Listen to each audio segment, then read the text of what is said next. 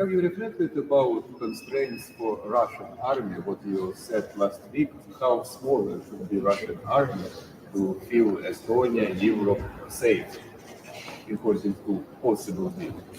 Well, in general, we don't think it's right to go into, sovereign countries' decisions, how big is their army. But my point was that if there's going to be a pressure on Ukraine's army that hasn't invaded anybody, then there should also be pressure on Russian army. And really, the Russian army is the one that is actually a risk to everybody. It's so funny how they'll talk about the Russians invading the Ukraine, but they never talk about how Israel has invaded Libya, how they've invaded and occupied Syria, how they invaded Gaza.